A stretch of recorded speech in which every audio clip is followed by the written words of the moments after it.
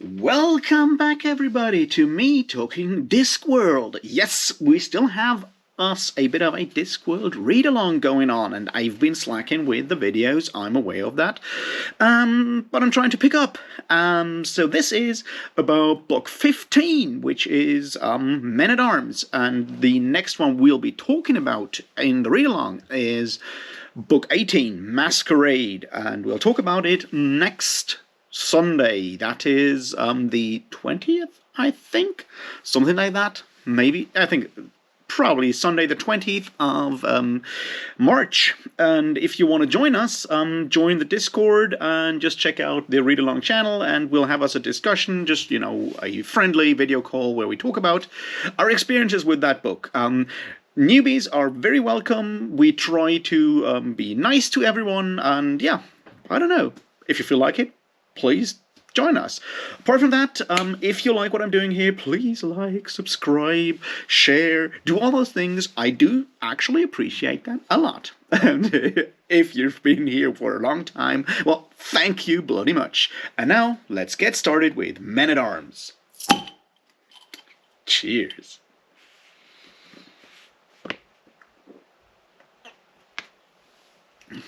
Oh.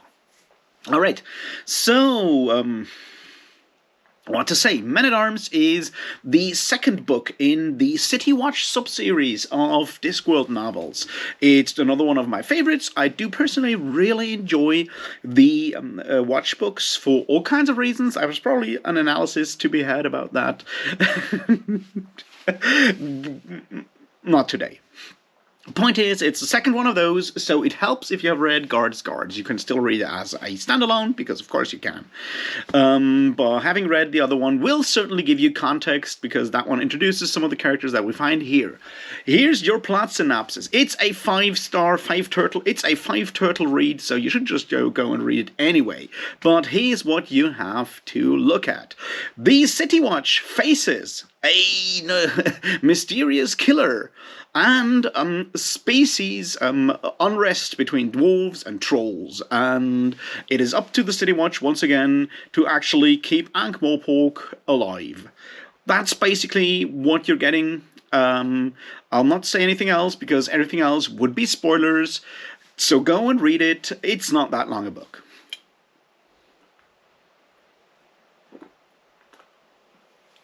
Done? Perfect. Now let's talk about the book. All right. So, one thing that I think is really interesting with Men-at-Arms is the anger. Now, I've always said Discworld books are angry books. Terry Pratchett is an angry writer. But sometimes it's easier to see and sometimes it's harder to see. With this one, it's fairly easy to see. It happens early on. The general tone in the prose is pretty angry. It's maybe not as angry as Small Gods, but it's very close.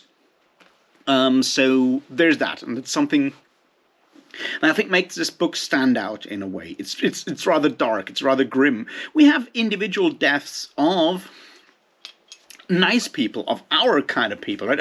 Of you know, characters that the reader should sympathize with. In this case, it's the dwarf Cuddy. Pretty fucking sad. So we have that. What else is important for this one? That I personally think is a big theme. We'll go into more details later on there.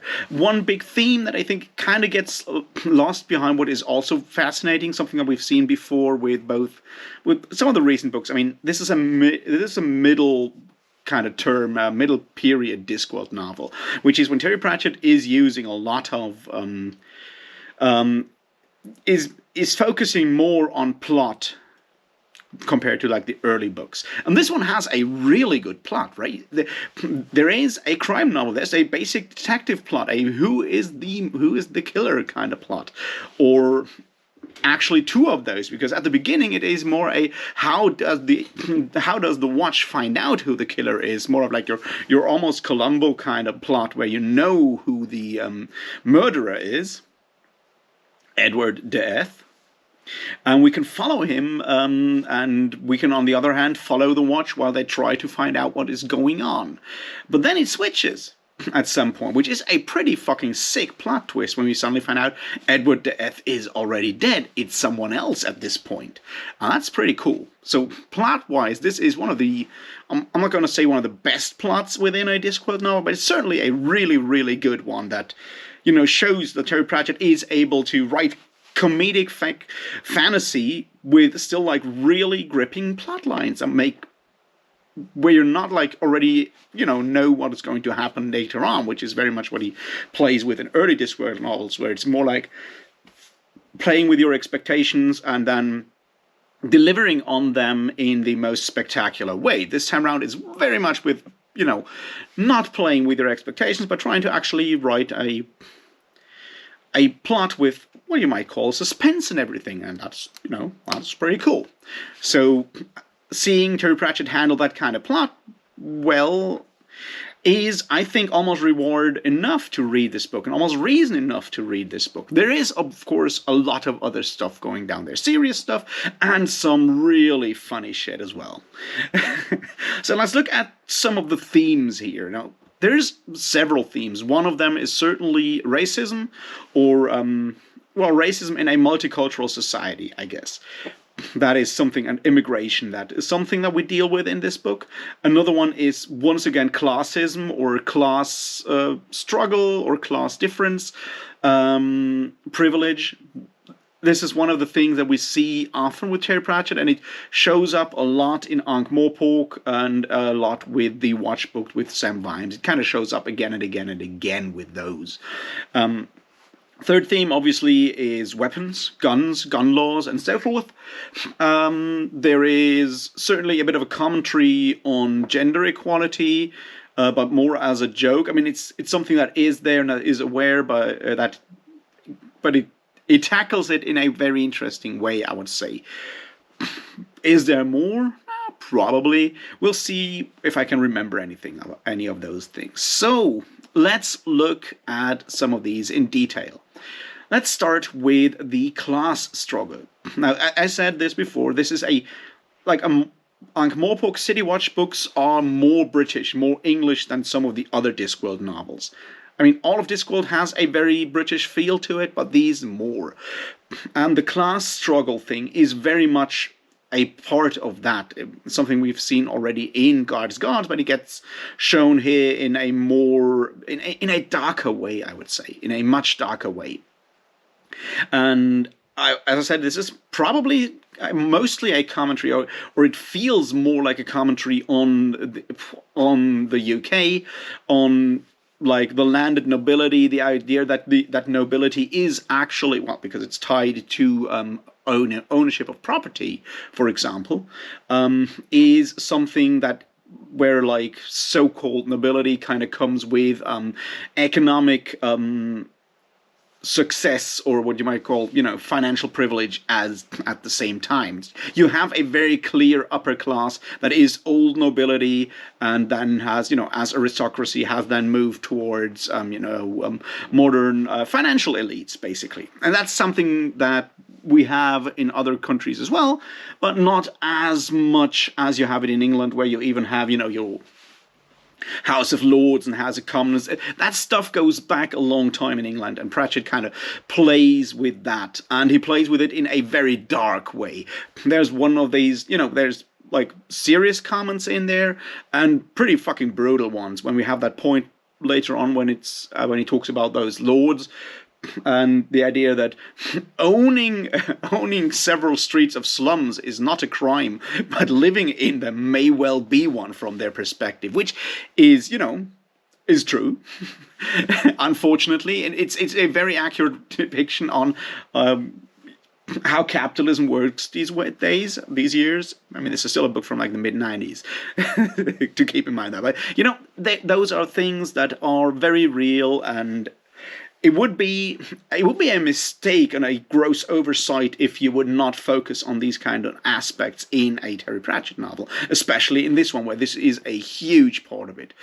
Because what this is also about is that the upper class, so to speak, the nobility, at this point also the financial elite, feels that it is their right, for all kinds of reasons, to actually influence politics above anyone else.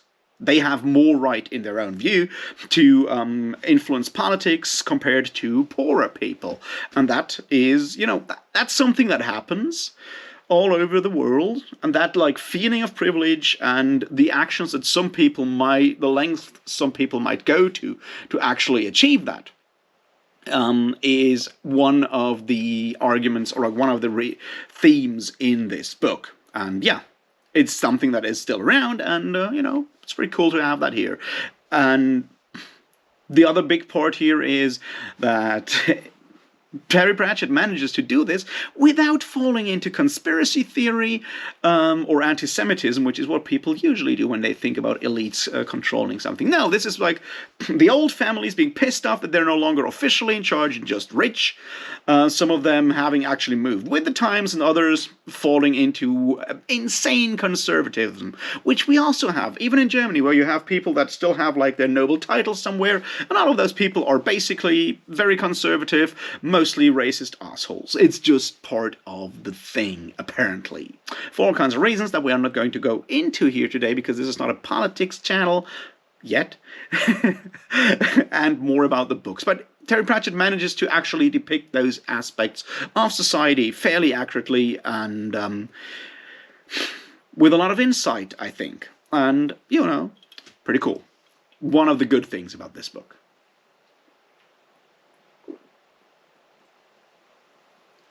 Now we come to the next bit. The gun. Now, this is a mid-90s book, and I talked about gun laws have obviously, like, not in Germany where things are, not good, but not that bad. Mostly in America, and I assume also in other countries, talking about gun laws is an ever-hot topic. And what Terry Pratchett does here, and I think it's a really important approach to it, is he basically tackles the age-old argument, guns don't kill people, people kill people. It's, one that especially the gun lobbies are always spouting about after all kinds of shootings and so forth, right? So what's Terry Pratchett's approach to this? It is a mixed one. I think that's a very important part here. It's like, the point is, guns do have a specific attraction as a form of weapon that goes beyond, other weapons in a lot of ways. And he makes it very clear when he talks about the fact that, all kinds of other weapons, swords, spears, bows and arrows, even crossbows are weapons, but all they do is they store up your muscle powers. You can only pull back a bow so far as your personal strength allows. So they may store up and emphasize your strength, but that's it. There is still a connection, a relationship between your personal capabilities, your physical capabilities, and the effects of the weapon. With guns, that is no longer the case. Guns, because, guns don't have, like, any relationship to your personal strength.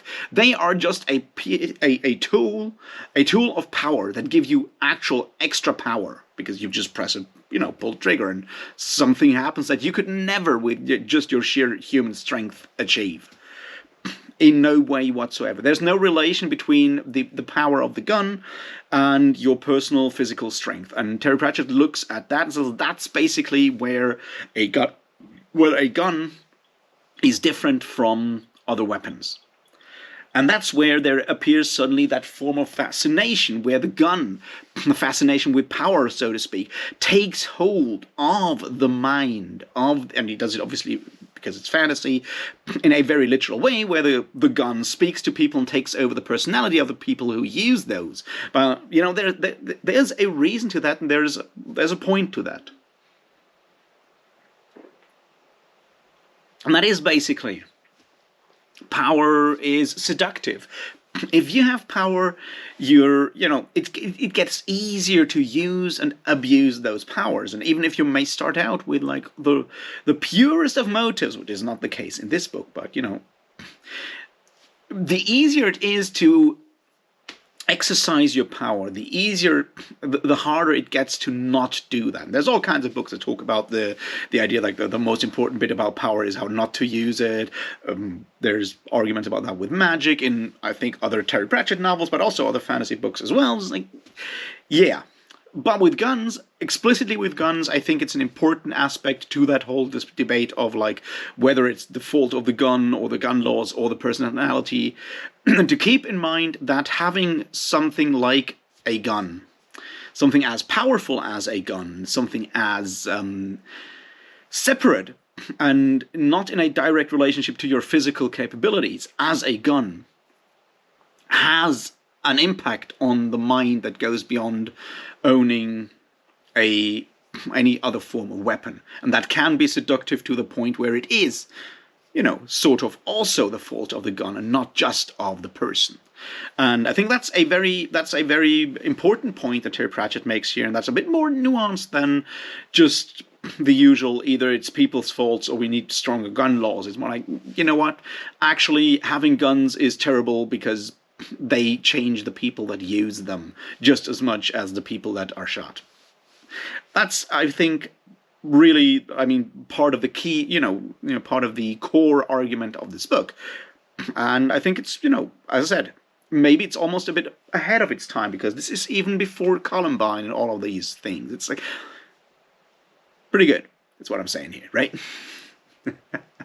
All right, let's look at more of the bits in Men-at-Arms.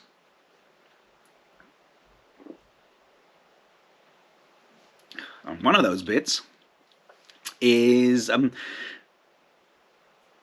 it's dealing with racism.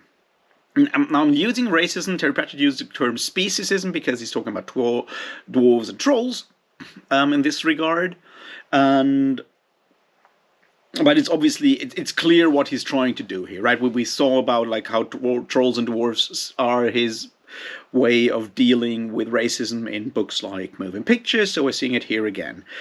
Now, the interesting part that we're talking about here is more about like migrant communities that he's looking at. Ankh-Morpork is obviously a city, and it has a large dwarvish and a large trollish population, and a human population that hates both, sort of. And the question then is like, how do we deal with racial prejudice? How do we deal with cultural conflicts and so forth within this kind of multi-ethnic or multicultural society? Another one of those really big questions that a lot of people deal with all over the planet and have dealt with all over the planet, but it took a while for the Western white majority part of society to actually accept the fact that yes, we need to actually look at that. And as usual, Terry Pratchett's approach is a nuanced one and focuses on the individual. Terry Pratchett is very much about the individual person, individual dwarf, troll, or human. They're persons. I think that's a key thing that we see with Pratchett. We see it with Malazan. We see it with some other books as well, where like species is not what matters. What matters at the end of the day is the personality. This ties back to something at the beginning of Men-at-Arms, where he talks about human beings, but once again, it goes for everyone. It's like humans are not humans just by being born human, but what makes you human is partaking in human society, interacting with other humans. That is what people need to do to be constantly reminded that they are in fact human. What he calls the Brownian motion of society. But yeah, that's an important aspect. Being human is more than just being. It's a continuous thing that we do. We are humans, so to speak, or dwarves or trolls.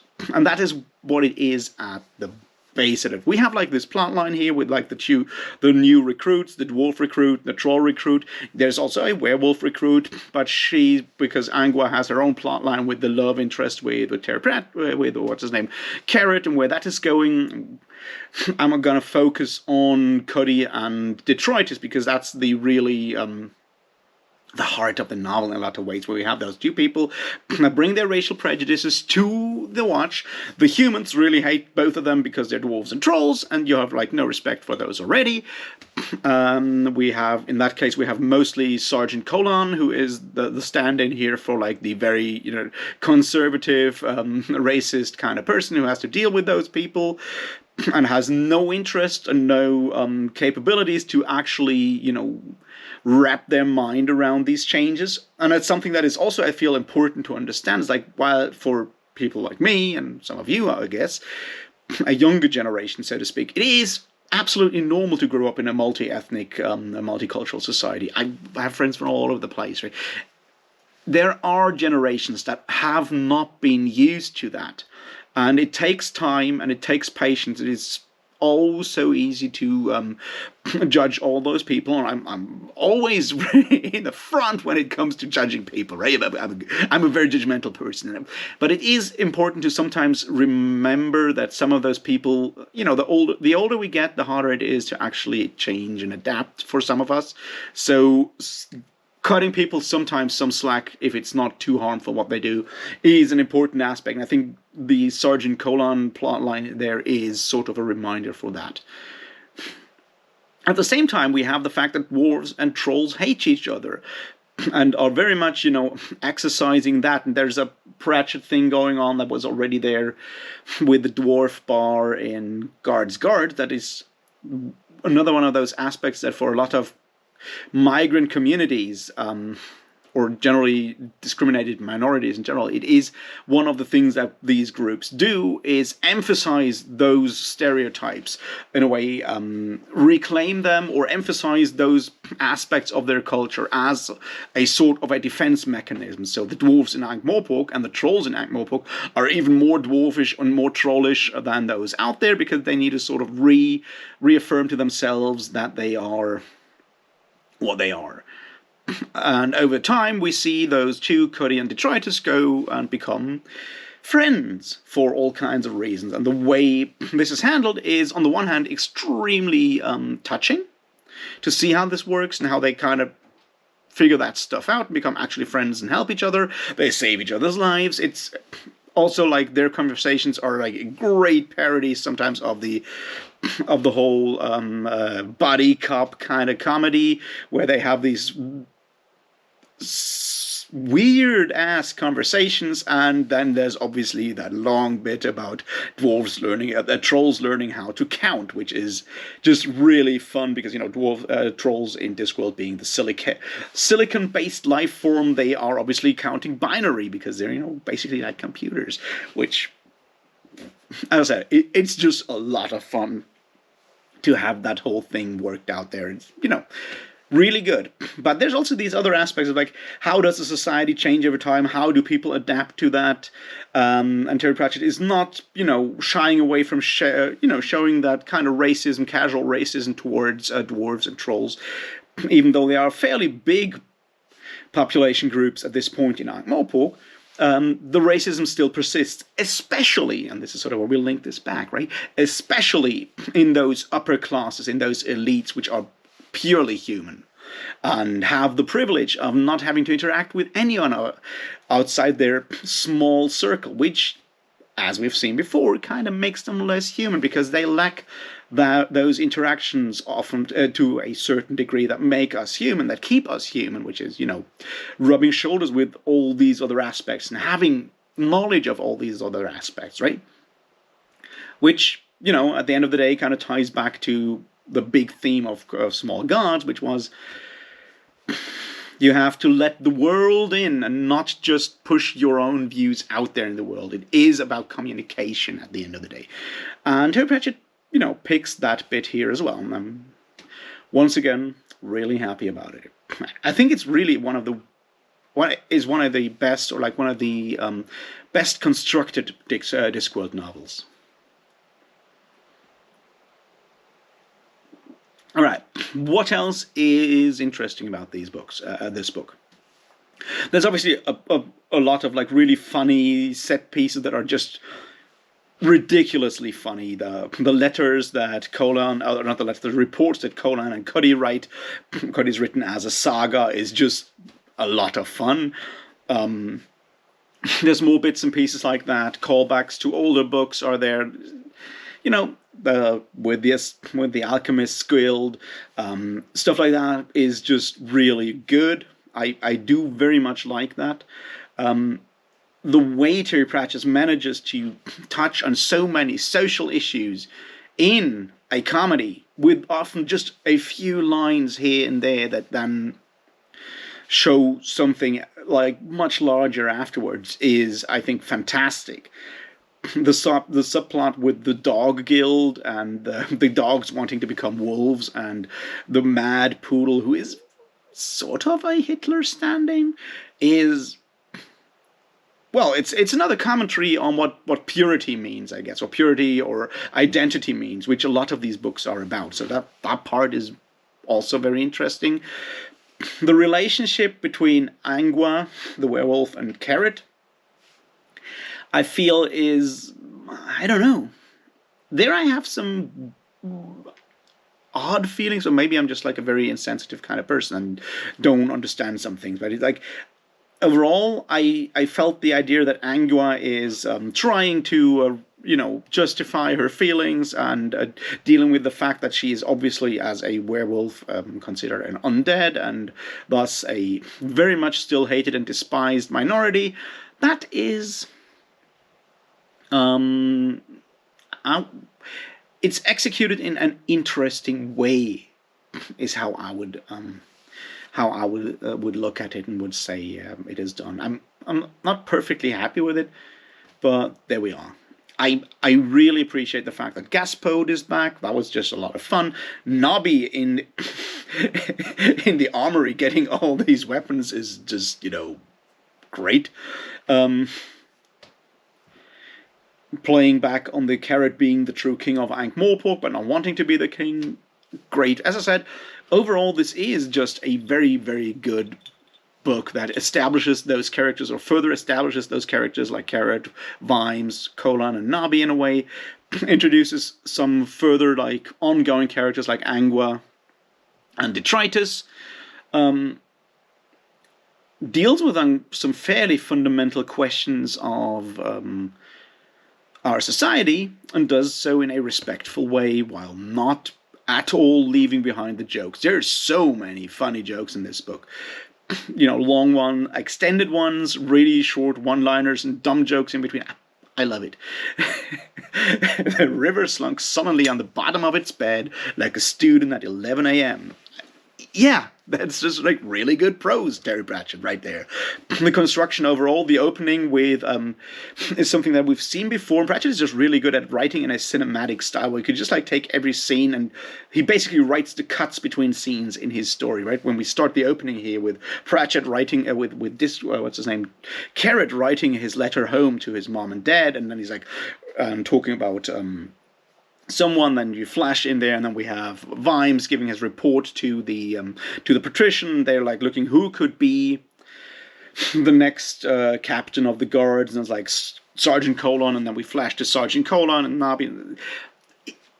It's just like really well constructed in this very specific Terry Pratchett style. So yeah, it's a great book. Go and read it if you haven't. If you have, let me know what you think. Let's have us a bit of a discussion. And if you feel like joining us on further Discworld novels, join the Discord, talk to us, talk to me. Sunday the 20th of March, if I'm not too mistaken, will be our discussion of Masquerade. So you have like almost, a week to read this, which is more than enough time. Trust me. Anyway, see you around. Cheers.